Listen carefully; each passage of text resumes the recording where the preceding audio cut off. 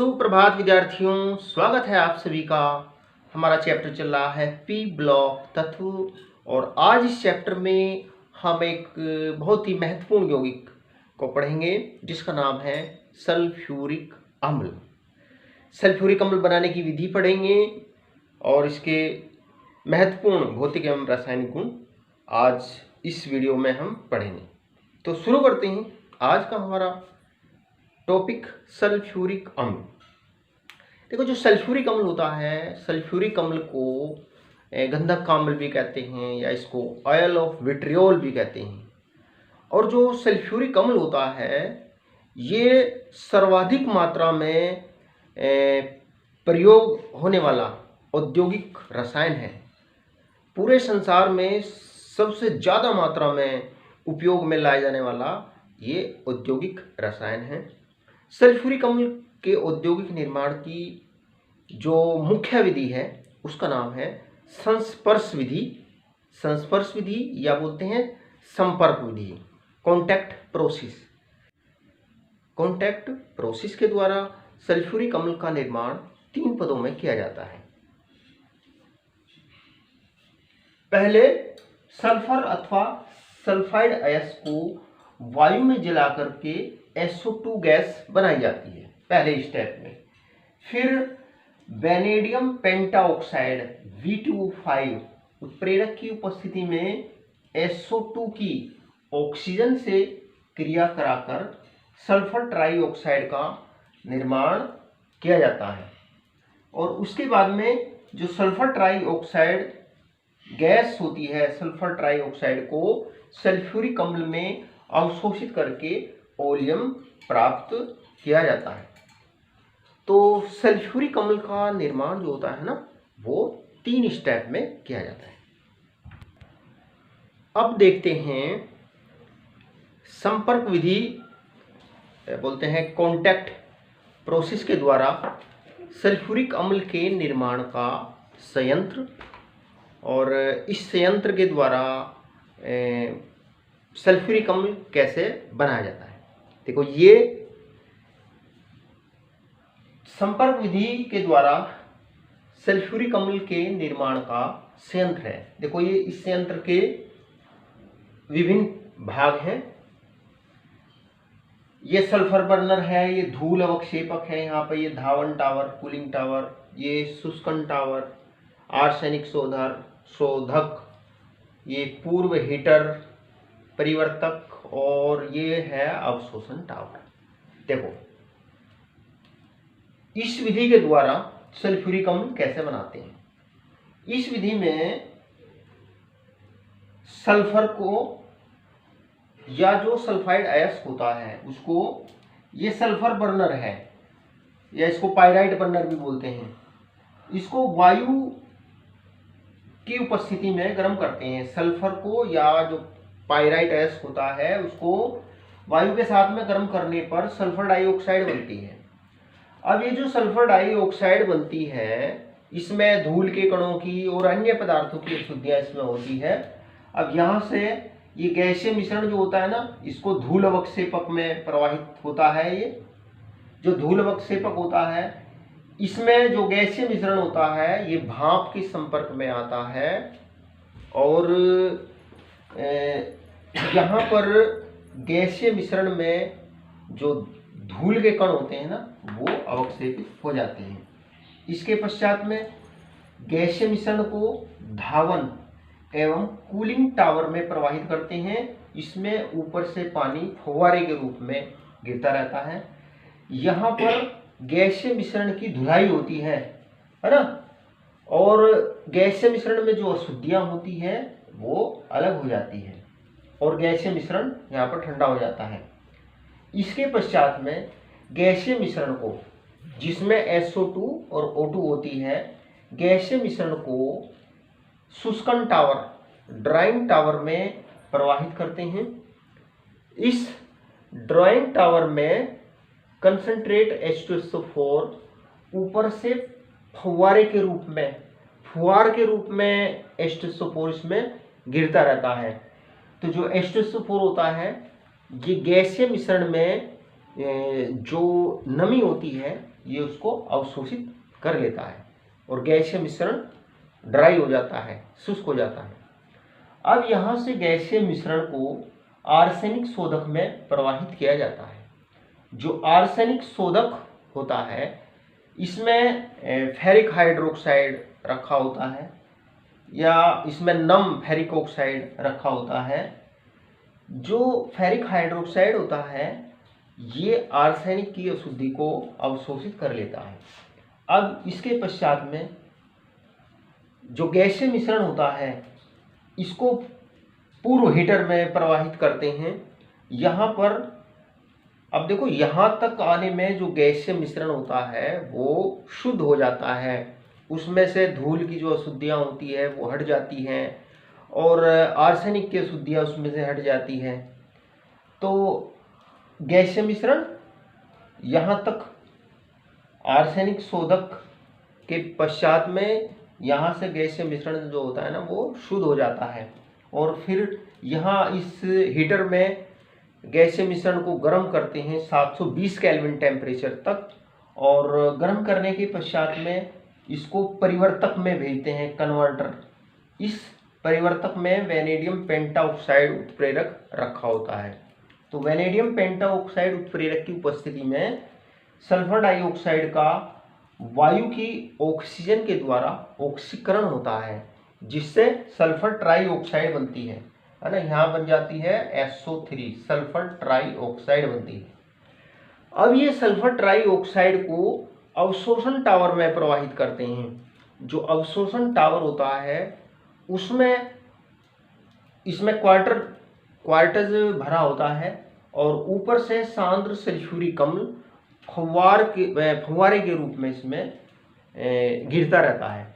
जो सल्फ्यूरिक अम्ल होता है ये सल्फर ट्राइऑक्साइड को अवशोषित कर लेता है और अवशोषित करके बनाता है ये ओलियम H2SO7।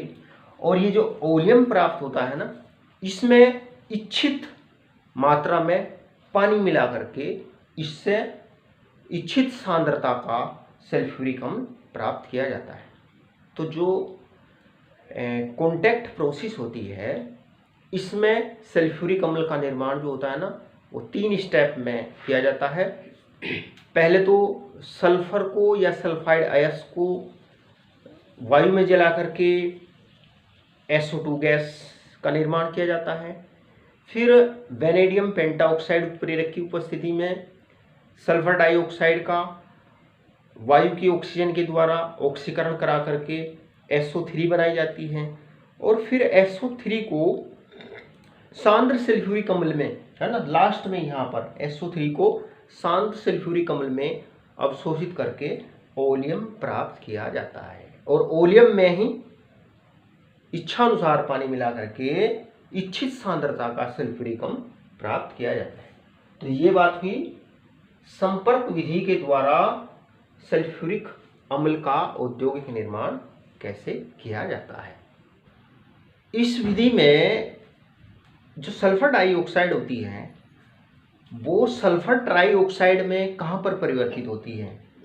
देखो, जो परिवर्तक होता है ना, जहाँ पर वैनेडियम पेंटाऑक्साइड उत्प्रेरक रखा होता है यहाँ पर सल्फर डाइऑक्साइड का वायु की ऑक्सीजन के द्वारा SO3 में परिवर्तन होता है और इस अभिक्रिया की समीकरण इस प्रकार से,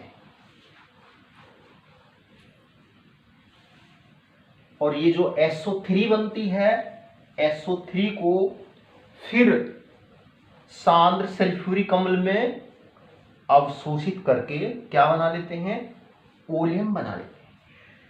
तो सल्फर डाइऑक्साइड जो होती है SO2, सल्फर डाइऑक्साइड का ऑक्सीजन के द्वारा वैनेडियम पेंटाऑक्साइड में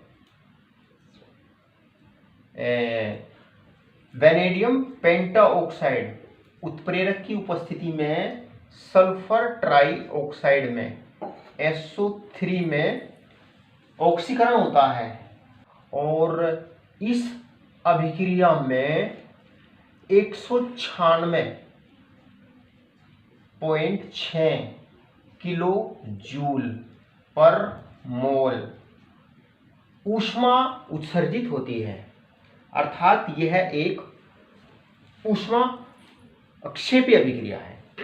देखो जो सल्फर ट्राइऑक्साइड का निर्माण जो होता है ना, यह एक ऊष्मा अक्षेपी मतलब इसमें ऊष्मा उत्सर्जित होती है, ऊष्माक्षेपी तथा उत्क्रमणीय अभिक्रिया है। सल्फर ट्राइऑक्साइड का निर्माण एक ऊष्माक्षेपी तथा उत्क्रमणीय अभिक्रिया है। देखो अग्र दिशा में जाने पर अच्छा इसको बैलेंस करेंगे तो इसके हम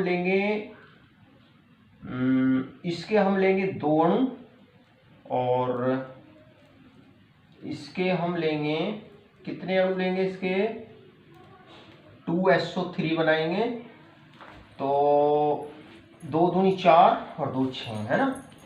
तो जो देखो ये एक ऊष्मा अक्षेपी और उत्क्रमणीय अभिक्रिया है। और देखो अग्र दिशा में जाने पर आयतन में कमी होती है। देखो कुल मिलाकर के इधर आयतन कितना, 2 आयतन SO2, 1 आयतन O2, तो 3 आयतन 2 आयतन SO3 में परिवर्तित हो रहे हैं, है ना। तो इसका मतलब अगर हम दाब बढ़ाएंगे तो दाब बढ़ाने पर SO3, क्योंकि दाब बढ़ाने पर आयतन घटता है तो इसलिए दाब बढ़ाने पर SO3 अधिक मात्रा में बनेगी। तो ये एक ऊष्मा, और इस अभिक्रिया की एंथैल्पी में कमी आती है ना, डेल्टा H, इसकी एंथैल्पी में क्या कमी आती है, यानी कि इस अभिक्रिया में ऊष्मा उत्सर्जित होती है। तो SO3 के निर्माण की जो अनुकूल परिस्थितियां हैं होगी वो ये है, अभिक्रिया का दाब जो होता है ना, दाब अधिक होना चाहिए और ताप कम होना चाहिए। लेकिन कम टेम्परेचर पर ये अभिक्रिया जो होती है ना, ये इसकी गति बहुत धीमी हो जाती है। इस अभिक्रिया के लिए जो अनुकूल परिस्थितियां हैं वो ताप और दाब की, वो ये है, दाब जो होता है ना 2 बार और ताप जो होता है 720 केल्विन। इन परिस्थितियों में 2 बार दाब और 720 केल्विन टेम्परेचर जो होता है वो SO3 के निर्माण की अनुकूलतम परिस्थिति होती है। इसकी उच्च लब्धि इन परिस्थितियों में प्राप्त होती है। ये जो सल्फर ट्राइऑक्साइड बनती है इसको फिर H2SO4 में, कंसंट्रेट H2SO4 में अवशोषित करते हैं, तो यह अभिक्रिया होती है H2SO4 प्लस SO3, तो ये बनता है H2SO7, तो ये बनता है ओलियम। अब ये जो ओलियम प्राप्त होता है H2SO7, इसमें जल की इच्छित मात्रा मिला करके इसको सल्फ्यूरिक अम्ल में परिवर्तित कर लेते हैं और इसके 2 अणु बनते हैं 2H2SO4। इसमें ये जो ओलियम प्राप्त होता है, पानी की पर्याप्त मात्रा इसमें मिलाते हैं, तो मिलाने पर सल्फ्यूरिक अम्ल प्राप्त होता है। और इस संपर्क विधि के द्वारा जो सल्फ्यूरिक अम्ल प्राप्त होता है वो 96 से 98% शुद्ध होता है। तो ये बात हुई कॉन्टैक्ट प्रोसेस के द्वारा सल्फ्यूरिक अम्ल का निर्माण कैसे किया जाता है। अब देखते हैं सल्फ्यूरिक अम्ल के गुण। सल्फ्यूरिक अम्ल के भौतिक गुण और इसके रासायनिक। हेडिंग लिखिए गुण। पहले देखते हैं इसके भौतिक गुण। देखो जो सल्फ्यूरिक अम्ल होता है ये एक रंगहीन गाढ़ा तेल जैसा द्रव होता है। 298 केल्विन पर इसका घनत्व 1.84, इसका जो घनत्व होता है 1.84 ग्राम प्रति घन सेंटीमीटर होता है, प्रति घन सेंटीमीटर होता है ना। यानी कि ये पानी से लगभग इतने गुना भारी होता है। और ये एक संक्षारक द्रव है। ये त्वचा को जला देता है, त्वचा पर फफोले डाल देता है। और इसका जो सल्फ्यूरिक अम्ल होता है ना, ठंडा करने पर ये 10 डिग्री टेम्परेचर पर, 10 डिग्री का मतलब 283 केल्विन पर ये जम जाता है। और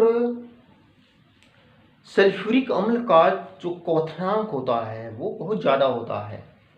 इसका जो क्वथनांक होता है ना वो 611 केल्विन होता है। 611 केल्विन, देखो डिग्री सेल्सियस टेम्परेचर में 273 जोड़ करके केल्विन में परिवर्तित हो जाता है टेम्परेचर। और जो इसका क्वथनांक होता है वो बहुत ज़्यादा होता है, 611 केल्विन होता है। और क्योंकि जो सल्फ्यूरिक अम्ल होता है ना, इसमें अणुओं के बीच में प्रबल हाइड्रोजन बॉन्ड होते हैं, तो इस वजह से मतलब इसके जो अणु होते हैं ना वो एक दूसरे से हाइड्रोजन बॉन्ड के द्वारा संगुणित रहते हैं। और ये जल के साथ में हाइड्रोजन बॉन्ड बनाता है। तो इस वजह से जो सल्फ्यूरिक अम्ल होता है ना, इसका जो क्वथनांक होता है वो बहुत ज़्यादा होता है। देखो जब सल्फ्यूरिक अम्ल को और पानी को एक दूसरे में मिलाते हैं ना तो बहुत ज़्यादा मात्रा में ऊष्मा निकलती है, बहुत ज़्यादा मात्रा में हीट उत्पन्न होती है। अगर सल्फ्यूरिक अम्ल में पानी मिला दिया ना तो जो पात्र होता है वो कांच का पात्र टूट जाता है और उसमें से विलयन जो है उछल करके बाहर निकल सकता है। क्योंकि पानी के साथ में सल्फ्यूरिक अम्ल जो होता है ना, पानी के साथ में अभिक्रिया करके सल्फ्यूरिक अम्ल हाइड्रेट बनाता है। इसके हाइड्रेट बन जाते हैं सल्फ्यूरिक अम्ल के, H2SO4 है ना, H2O। इस प्रकार से जल योजित होता है अम्ल का अणु है ना, H2SO4 है ना, 2H2O। इस प्रकार से 3H2O, 4H2O। तो जल के साथ सल्फ्यूरिक अम्ल जो होता है ना जल योजित होता है और जल योजन में हमेशा ऊष्मा निकलती है। और जब पानी के साथ में इसको मिलाते हैं तो बहुत ज़्यादा मात्रा में हीट निकलती है। तो इसलिए कभी भी सल्फ्यूरिक अम्ल में भूलकर भी पानी नहीं मिलाना चाहिए। अगर सल्फ्यूरिक अम्ल को तनु करना है तो पानी में सल्फ्यूरिक अम्ल बूंद बूंद करके डालना चाहिए और उस विलयन को लगातार हिलाते रहना चाहिए। तो इस प्रकार से डाइल्यूट अम्ल बनाया जाता है। सांद्र अम्ल को डाइल्यूट अम्ल में परिवर्तित किया जाता है। कभी भी अम्ल में पानी नहीं मिलाना चाहिए। पानी में अम्ल बूंद बूंद करके मिला करके अम्ल को डाइल्यूट करते हैं। तो ये बात हुई जो सल्फ्यूरिक अम्ल होता है इसके कुछ भौतिक गुणों की। अब बात करते हैं इसके रासायनिक गुणों की। सल्फ्यूरिक अम्ल की रासायनिक अभिक्रियाएं इसकी कई विशेषताओं के फलस्वरूप होती है। जैसे जो सल्फ्यूरिक अम्ल होता है ये एक इसकी वाष्पशीलता बहुत कम होती है ना, और ये प्रबल अम्लीय गुण प्रदर्शित करता है। जल के प्रति इसकी जो बंधुता होती है, स्ट्रॉन्ग हाइड्रोजन बॉन्ड बनाता है पानी के साथ में, तो जल के प्रति इसकी बंधुता अधिक होती है और ये ऑक्सीकारक का कार्य करता है। तो इसकी जो सल्फ्यूरिक अम्ल की रासायनिक अभिक्रियाएं निम्न विशेषताओं के फलस्वरूप है। निम्न वाष्पशीलता, प्रबल अम्लीय गुण, जल के प्रति प्रबल बंधुता और चौथा ऑक्सीकारक गुण।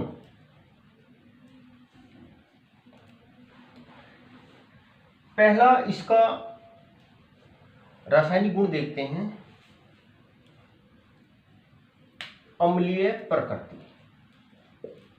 अम्लीय प्रकृति, देखो जो सल्फ्यूरिक अम्ल होता है ये एक प्रबल अम्ल होता है और ये इस प्रकार से आयनित होता है विलयन में H2SO4, एक्वस का मतलब जलीय विलयन, H2O लिक्विड, इसकी प्रावस्था द्रव। देखो जो H2SO4 होता है ना, ये H आयन देता है और जो H आयन होते हैं ना वो पानी में इस रूप में नहीं रहते बल्कि ये इसके साथ में विक्रिया करके बना लेता है। ये H इसमें जुड़ जाता है, ये बना लेता है hydronium ion, aqueous hydronium ion, और ये बनता है HSO4 के ऊपर नेगेटिव चार्ज, है ना, एक्वस। Ka1 बराबर इसका मान होता है 10।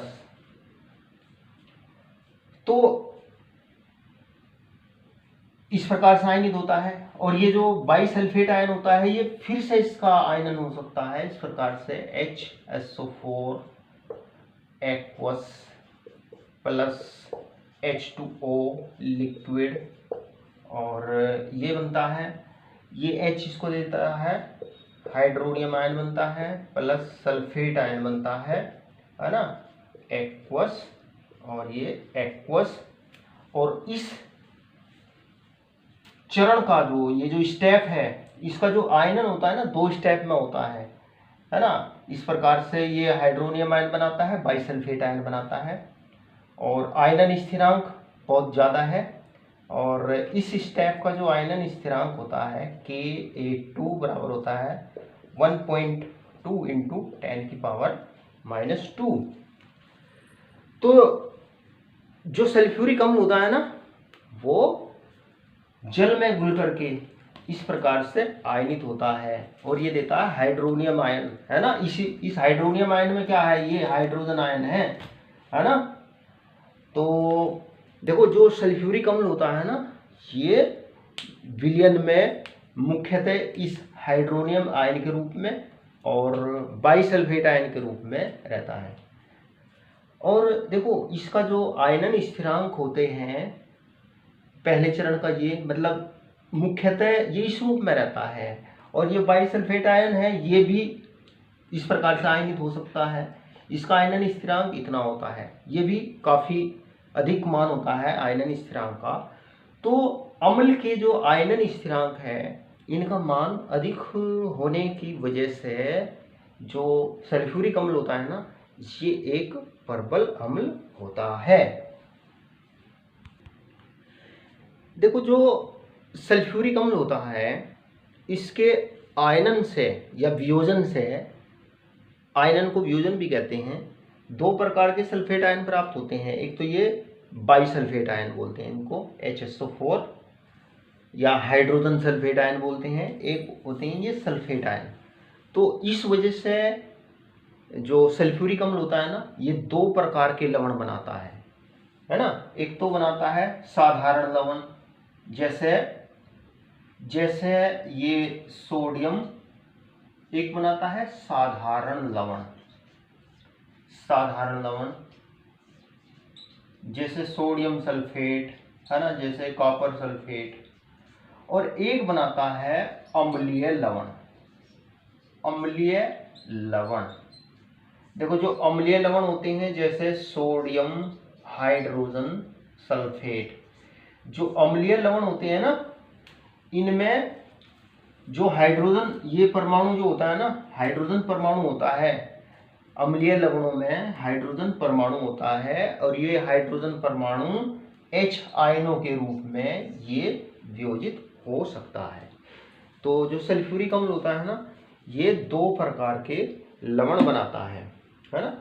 एक तो साधारण लवण जिसमें सल्फेट आयन होता है ना, केवल सल्फेट आयन होता है और धात्विक आयन होता है, जबकि जो अम्लीय लवण होता है उसमें धात्विक आयन भी होता है, सल्फेट आयन भी होता है, साथ में हाइड्रोजन परमाणु भी होता है, और ये हाइड्रोजन परमाणु H आयन के रूप में वियोजित हो सकता है।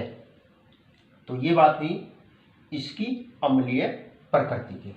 ये एक प्रबल द्विभाषमिक अम्ल है ना, क्योंकि इसके दोनों हाइड्रोजन परमाणु वियोजित हो सकते हैं, है ना, दोनों हाइड्रोजन परमाणु वियोजित हो ना आयनों के रूप में, तो इसलिए ये एक द्विभाषमिक प्रबल अम्ल है।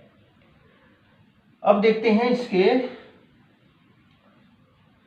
अगला गुण, वेरी इंपॉर्टेंट, निर्जली कारक गुण। निर्जली कारक गुण, देखो जो सांद्र सल्फ्यूरिक अम्ल होता है, और ये वेरी इंपॉर्टेंट है निर्जली कारक गुण, जो सांद्र सल्फ्यूरिक अम्ल होता है ना, ये प्रबल निर्जली कारक का कार्य करता है। निर्जली कारक, डिहाइड्रेटिंग एजेंट का ये कार्य करता है। सल्फ्यूरिक अम्ल जो होता है ना, जो कार्बनिक पदार्थ होते हैं, उनमें से जल के अणुओं को ये निकाल देता है, जल के अणुओं को ये अवशोषित कर लेता है और कार्बनिक पदार्थों का निर्जलीकरण कर देता है। जैसे जो चीनी होती है ना, चीनी C12H22O11, ये क्या होती है? चीनी, सुक्रोस है ये। जो चीनी होती है वो सांद्र H2SO4 के द्वारा, कंसंट्रेट H2SO4 के द्वारा जो है ना, इसका निर्जलीकरण हो जाता है, इसमें पानी निकल जाता है बाहर और ये बनता है 12C और ये हो जाता है 11H2O। तो सांद्र सल्फ्यूरिक अम्ल जो होता है ना, चीनी का निर्जलीकरण कर देता है। इसी प्रकार से देख सकते हैं ये फार्मिक अम्ल होता है HCOOH, फॉर्मिक एसिड, है ना, जो कंसंट्रेट H2SO4 होता है ना, इसका ये डिहाइड्रेशन कर देता है, इसमें से H2O निकाल देता है ना, इस प्रकार से इसका डिहाइड्रेशन होता है, COH2O।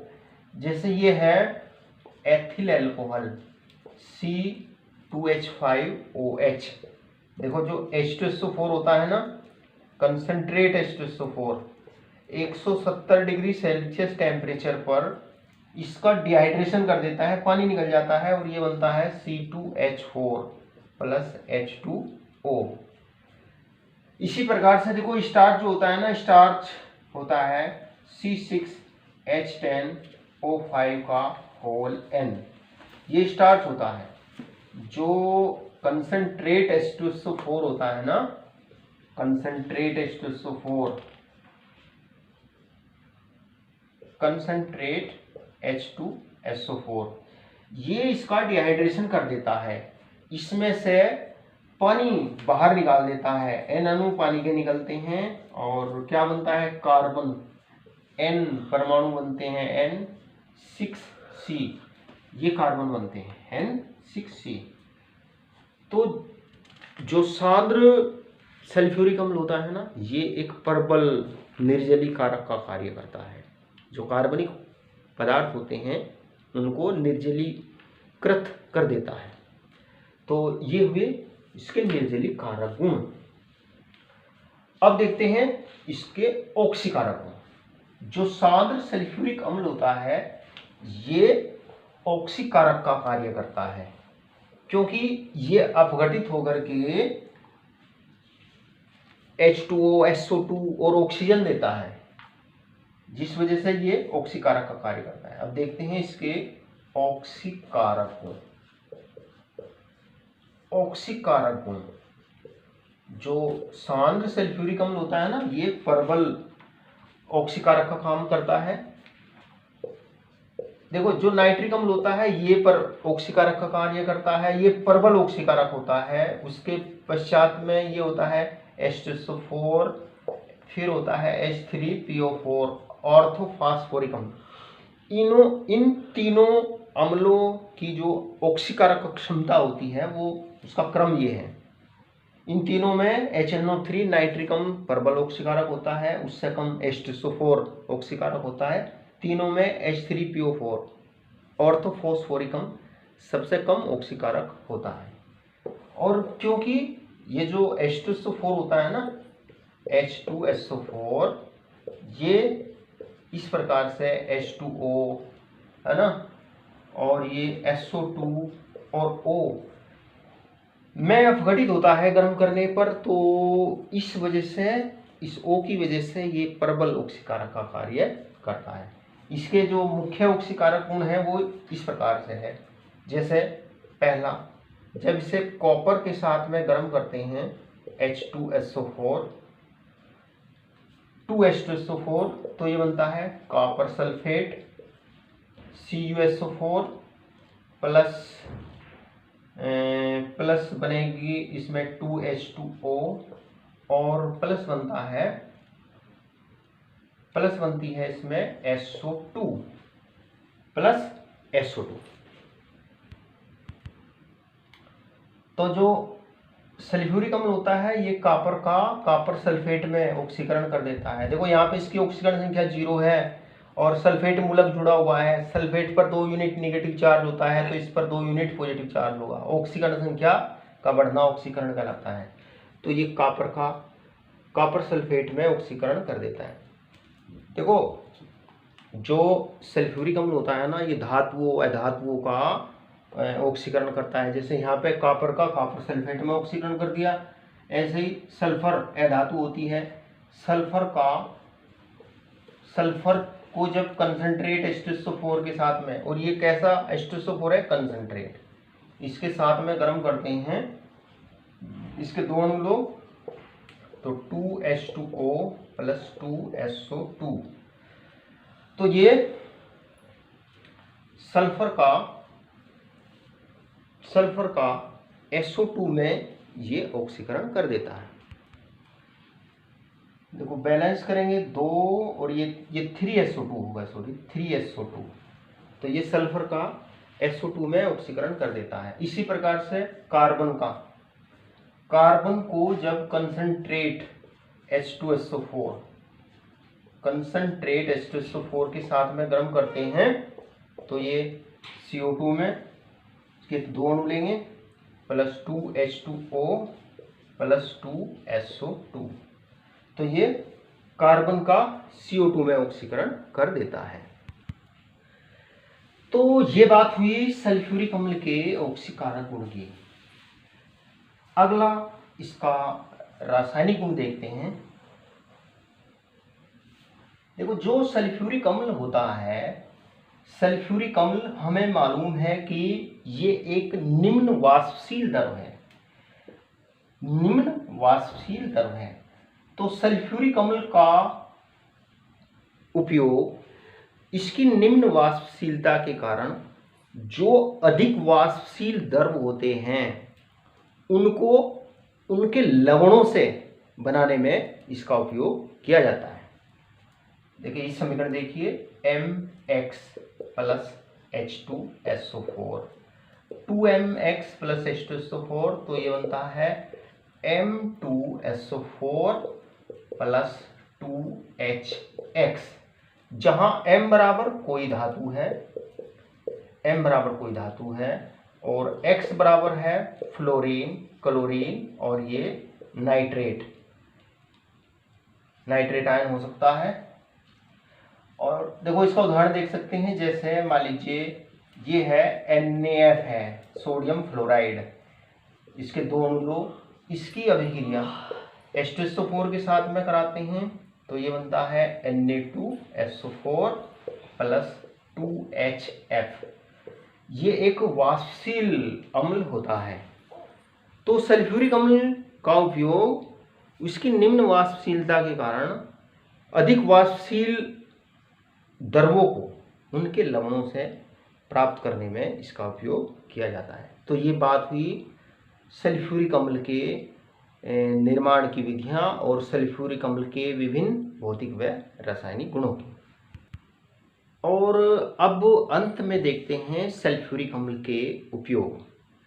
देखो, जो सल्फ्यूरिक अम्ल होता है ये एक अति महत्वपूर्ण औद्योगिक रसायन है। किसी भी राष्ट्र की प्रगति का अनुमान इस बात से लगाया जाता है कि वहाँ पर सल्फ्यूरिक अम्ल का कितना उत्पादन किया जाता है और सल्फ्यूरिक अम्ल की खपत कितनी है। किसी राष्ट्र की जो औद्योगिक सामर्थ्य होती है ना, इसका पता इसी बात से चलता है कि वहाँ पर सल्फ्यूरिक अम्ल कितना बनाया जाता है और वहाँ पर उसकी खपत कितनी है। जो सल्फ्यूरिक अम्ल होता है, हजारों यौगिक बनाने में सल्फ्यूरिक अम्ल का उपयोग किया जाता है। देखो, जो पेट्रोलियम उद्योग होता है, पेट्रोलियम के शोधन में सल्फ्यूरिक अम्ल का उपयोग किया जाता है, और अपमार्जक उद्योग में संचायक बैटरी जो होती है उन्हें बनाने में सल्फ्यूरिक अम्ल का उपयोग किया जाता है। प्रयोगशाला में अभिकर्मक के रूप में सल्फ्यूरिक अम्ल का उपयोग किया जाता है। उर्वरक बनाने में, नाइट्रोसेलुलोज बनाने में सल्फ्यूरिक अम्ल का उपयोग किया जाता है। तो जो सल्फ्यूरिक अम्ल होता है ये एक बड़ा महत्वपूर्ण यौगिक होता है। और इस जो मेटलर्जी होती है ना, धातुकर्म AgAu जो धातुएं होती है ना, उसमें सल्फ्यूरिक अम्ल का उपयोग इन धातुओं को प्राप्त करने में किया जाता है। तो प्यारे विद्यार्थियों, आज की इस वीडियो में इतना ही। अगले टॉपिक के लिए नेक्स्ट वीडियो में मिलते हैं। थैंक